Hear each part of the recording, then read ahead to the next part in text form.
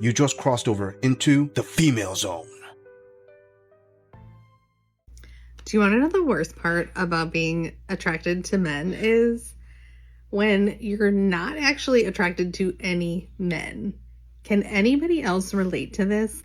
It is the absolute weirdest thing. Like, I am very straight. And there are very, very few men that I actually find attractive. I was having this conversation with one of my clients the other day too. She's like, I cannot tell you how many times I have seen a man out in public and I'm like, he is super hot. I'm like, girl, same. Like, now, guys, I'm sorry. I know it's not all of you. It's just the men in my area, they just don't have a lot to offer. And they treat women like garbage, which makes them also unattractive. So is anybody who's attracted to men finding men they are attracted to and successfully dating any of them? I'm genuinely curious. Kidding, bye. Oh my God, who the hell cares? Holy snap, you can't make this up. The Pillsbury Dough Girl here is actually talking about men and attraction. Sister, seriously, have you looked in the mirror? And I actually mean that. That's not like a one-off joke. I'm serious. Have you looked in the mirror and decided, hey, you know what? I'm having problems finding men attractive. And say that with a straight face, thinking that you yourself are attractive. I mean, if anybody has problems finding anyone attractive, it would be men looking at you. Even the chubby chasers will look at you and say, you know what? I think I'm gonna pass up on this one. No thanks, fam. This one's toughy for my standards. Okay, listen, honey, I'm not the type of guy to slam a woman about bad looks if she has an awesome attitude. But that's the point of this little audit right now. You have a horrible attitude. You have the nerve to actually make a video berating and talking about men's attractiveness. When a man would look at this video, they're thinking, oh, am I looking at the Animal Kingdom walrus section? Sweetie, you should not be talking. Sweetie, you are the definition of throwing stones while living in a glass house under a cliff that has like 2-ton boulders above it and maybe a couple of twigs holding them in place. Okay, I admit, I'm a hairy gorilla. Who in the hell should I be talking about physical attractiveness? I'm probably the ugliest mug here. But damn it, you're a close frickin' second there, honey. The point I'm trying to make here is, if women don't like to be objectified, if you don't like for men to talk about your looks and this and that, why, oh why, do you start off on the offense? Why do you make a video like this talking about, oh, I can't find man attractive, when you obviously are not a looker? Well, okay, let me take that back. You're a looker. The type that people are going to look in the opposite direction. Food for thought there, honey. Before we move on, I want to say thank you, fam, to all of my subscribers for supporting this channel. I truly appreciate all of you who leave comments, who like my videos, and share them on other social media platforms. I truly got to say thanks, fam. If it wasn't for you, I wouldn't be here. And for those of you who haven't subscribed yet, I thank you for tuning in, and I hope you decide to hit that subscribe button. Moving on. Okay, I don't have a lot of time. I got to get this out quick. Last night, I had a date. It was very casual. It was like to go watch the World Cup at a bar. Chill, whatever. The date was good. The date was good. The date was good. Not great. It was good. So anyway, this morning I get a text. The text says, hey, I got something kind of weird or something. It's not something to tell you. It's not bad. It's just a suggestion. And I'm like, I didn't know I was accepting suggestions. I said, okay, go on. Well, I showed my cousin your profile and he would love you. And I think you guys would be a great match. Has this ever happened to anyone? Because this is the first for me. So I'm like, I don't know. What? Okay, well, then right now I went to get myself some dinner and a drink at the bar over there. I was leaving, get in my car, get a text message. It's the cousin. Hey. Oh my God, I'm just going to call you because this is so weird. So he's like, hey, what are you doing? I'm at this bar. He said, oh, I live across the street. Can I join you? You know what? Yeah, let's go on a date with the cousin. Why not? Here we go. I'm unbuckling. I'm going in. Good luck to me.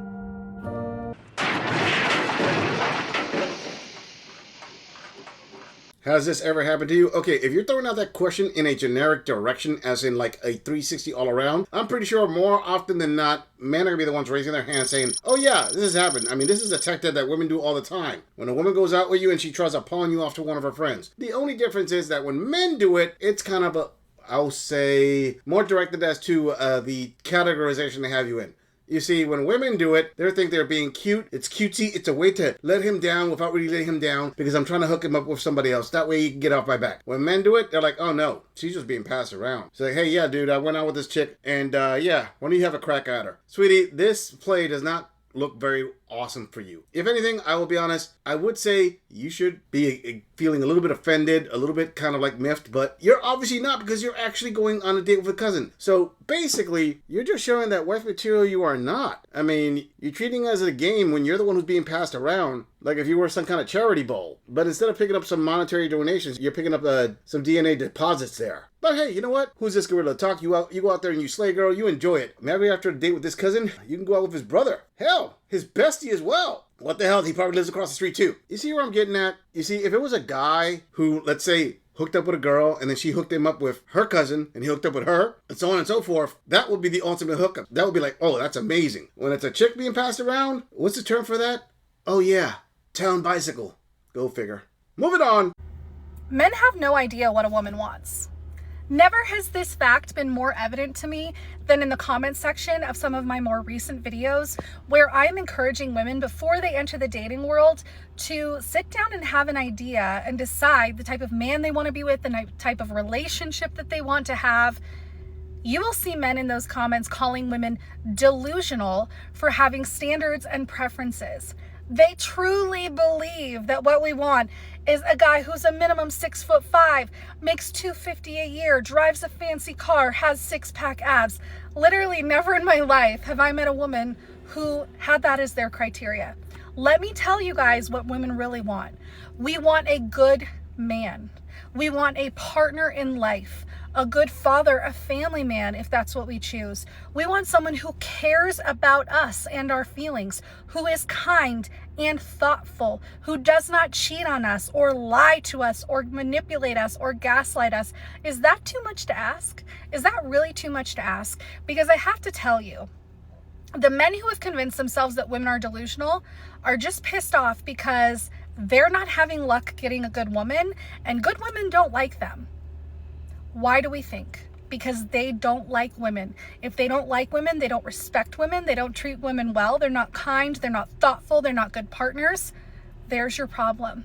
So if you have convinced yourself that women are delusional and their standards are too high and it's impossible for anyone to meet them, maybe you should do some inventory on yourself and figure out how to be a decent man so that you can attract a good woman. That's it. Does not compute. Does not compute.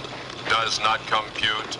Never in your life have you met a woman who had the criteria of the 666, 6 feet, 6 figures, 6 inches? Sweetie, are you a man? Have you dated women? If the answer is no, that will take exactly you never met a woman who has those demands. But trust me, plenty of guys out there have been told that women don't like them because they're not tall enough for them. They don't make enough money for them. They don't bring enough to the table. I don't know what you're thinking, but there are plenty. I'm talking about overwhelming demands that women make in the modern dating market.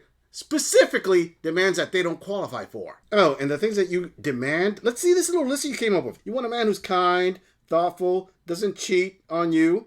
He's a good man, he cares about your feelings, and is a partner in life. Damn, this describes a bunch of men in your friend zone now, doesn't it, princess? So, you said that you want a man like this? Seems to me that women have men like this. But they're buds, you can never see yourself with a guy like that. You said that you want a man who's a good father and a family man. Wow, look at the man you divorced. Wasn't he a good father? Wasn't he a family man? But you had to go out there and find yourself again. Oh, and you said that you want a man who does not lie to you, manipulate you, or gaslight you. So in other words, you want a man who doesn't do to you what you do to him. Because the ones who are experts at lying, manipulating, gaslighting, that would be women. And you're saying that men are pissed off because they're not having luck getting a good woman? Hell, honey, you just said it right there. Men are pissed off. Why? Because they can't find that unicorn. A good woman by your definitions is not a good woman by a man's definition. In your definition, a good woman is he does everything for me, and I'm just content. A man's definition of a good woman? Oh, you would say, oh, he's controlling. I mean, sweetheart, I'm going to prove the men's point right now. That entire list that you gave, all the things that you said that women want, here's the key question. What do women like you offer in return for that? What is the exchange rate? What do men get in return? What is their reward for marrying a woman that demands all this? Oh, they get you, because you're you and you're special. Case in point. Moving on. I don't typically get on this app and rage bait. It's not my thing. And if my videos ever come off like that, it's not intentional. It's just my strong personality. This one is actually for you men. All the ones that like to get in all of us females' comment sections and let us know that we're old, delusional, washed up, wore out.